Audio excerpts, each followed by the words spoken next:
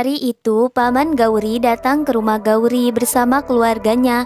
Pamannya lalu berkata bahwa dia datang ke sini untuk membicarakan hal yang sangat penting. Gauri sedikit terkejut dan dia bertanya apa yang ingin dia bicarakan. Paman Gauri kemudian menceritakan bagaimana dia sangat menyayangi Gauri seperti putrinya sendiri. Tapi sekarang dia tidak bisa menahan semuanya untuk tidak mengatakannya pada Gauri. Paman Gauri akhirnya bercerita bahwa sebenarnya yang telah membiayai semua biaya pendidikan hingga hidup Gauri selama ini adalah Byron. Gauri dan orang tuanya sangat terkejut. Paman Gauri kemudian menceritakan bagaimana saat peristiwa pernikahannya bersama Jagdish dibatalkan. Ternyata Byron mendatanginya untuk meminta bantuan agar melakukan semua itu. Byron melakukan itu semua karena dia tidak tega melihat Gauri yang saat itu tidak ingin menikah karena ingin melanjutkan sekolahnya. Gauri juga mulai mengingat hal itu. Paman Gauri berkata bahwa sejak itulah Byron yang telah mengirim sejumlah uang setiap bulannya untuk Gauri. Byron berharap bahwa Gauri bisa menjadi wanita yang sukses. Gauri benar-benar sedih dan seakan-akan tidak percaya apa yang dia dengar. Paman Gauri kemudian berkata bahwa sekarang apa yang telah Gauri lakukan pada keluarganya. Paman Gauri sangat kecewa ketika dia mengetahui bahwa Gauri telah menikah dengan Jagdish.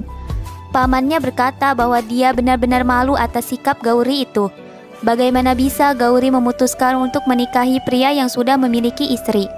Setelah memberitahu semua kepada Gauri, pamannya kemudian pergi dari sana sementara Gauri hanya bisa menangis. Keesokan harinya, Gauri sudah ada di bis untuk ke Jaisar dan akan menemui Byron.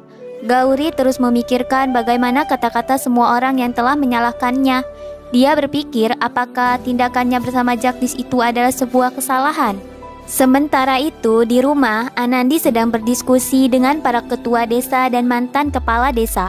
Mereka semua memuji kerja Anandi sejak menjadi kepala desa. Mereka benar-benar bangga terhadap Anandi. Setelah itu, Anandi dan semua warga kemudian menghadiri sebuah upacara pembukaan sekolah.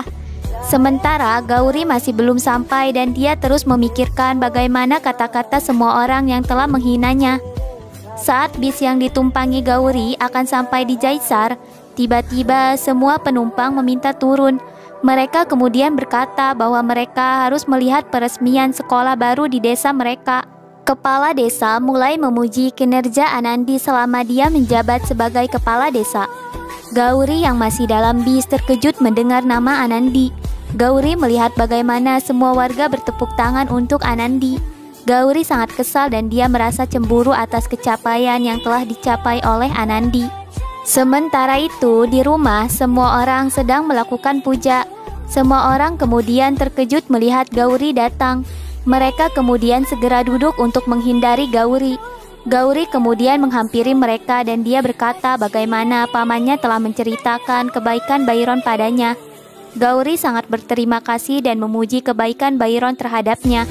Dan dia berkata bahwa dia akan tetap terus berhutang budi pada Byron. Dia kemudian ingin menyentuh kaki Byron, tetapi Byron menghentikannya. Gauri sangat kesal dan dia mulai menunjukkan kemarahannya. Gauri berkata, "Apakah kau pikir kau adalah malaikat penyelamatku? Kau harus ingat bagaimana kau telah menghancurkan hidupku dan itu belum seberapa dengan apa yang harus kau bayarkan untukku. Kau masih berhutang banyak padaku. Apakah kalian semua mengira dengan uang itu kalian bisa menerima maaf dariku?" Sumitra lalu marah dan dia meminta Gauri untuk berhenti berteriak. Gauri kemudian berkata pada Sumitra, apakah yang dia katakan itu salah? Gauri berteriak pada mereka bahwa mereka adalah pembohong. Anandi kemudian datang dan dia berteriak pada Gauri untuk berhenti berbicara. Anandi kemudian mengatakan, cukup Gauri, kau pikir keluarga ini lemah hanya bisa mendengarkanmu. Itu semua tidak benar. Keluarga ini diam karena mereka semua memiliki rasa hormat. Bagaimana mungkin kau meminta pertanggungjawaban pada orang yang telah membantumu? Gauri kemudian mulai mengejek Anandi dengan sebutan kepala desa dan meminta Anandi untuk memberitahukan semua warga desanya tentang apa yang dia katakan. Sumitra lalu berkata pada Gauri bagaimana pernikahannya bersama Jagdish tidak akan bertahan lama. Apalagi dengan sikap Gauri yang seperti ini. Meskipun Jagdish telah diusir dari keluarga ini, tetapi dia yakin Jagdish masih merindukan keluarganya. Jagdish hanya tersesat sekarang dan dia yakin bahwa Jagdish akan kembali pada keluarga mereka. Sementara Gauri akan sendirian. Gauri sangat marah dan dia berkata bahwa Jagdish tidak akan pernah kembali lagi ke rumah ini. Jagdish juga tidak akan pernah meninggalkannya. Sumitra kemudian menantang Gauri dan berkata bahwa dia akan melihatnya nanti. Kita akan segera tahu mana yang benar, apakah keyakinan seorang ibu atau keyakinan seorang istri. Sumitra terus bertengkar hebat dengan Gauri. Semua keluarga benar-benar terkejut melihat sikap kasar Gauri. Setelah puas menghina semua orang, Gauri kemudian pergi dari rumah itu. Byron kemudian segera mengambil teleponnya untuk menelpon Jagdish. Anandi kemudian menghentikannya dan berkata bahwa mereka tidak perlu memberitahukan Jagdish tentang semua ini. Jagdish hanya akan marah jika kita memberitahu semua keburukannya. Itu juga tidak akan mengubah hubungan antara Jagdish dan Gauri. Byron dan Sumitra akhirnya mengerti dan setuju dengan perkataan Anandi.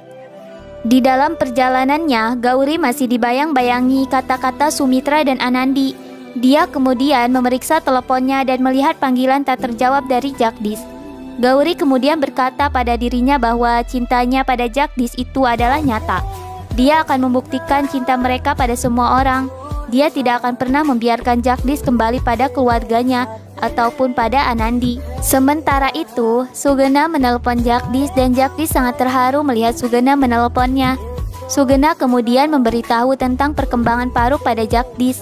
Jagdish sangat senang mendengarnya. Sugena kemudian berkata terima kasih kepada Jagdish karena CD yang diberikan padanya tentang terapi untuk Paruk berhasil membuat perubahan pada Paruk. Mereka kemudian mengakhiri panggilan. Gauri kemudian pulang ke rumah dan Jagdish dengan bahagia memberitahu Gauri tentang Paruk, tetapi Gauri malah marah dan berkata bahwa Jagdish hanya memikirkan keluarganya. Dia tidak pernah memikirkannya. Gauri berkata bahwa dia baru pulang dan dia sangat lelah. Tetapi Jagdish tidak memberinya segelas minum. Jagdish kemudian pergi menghindarinya. Tiba-tiba Gauri mengingat tantangan Sumitra dan dia kemudian pergi menemui Jagdish. Gauri kemudian memeluk Jagdish dan dia meminta maaf karena telah membuat Jagdish kesal.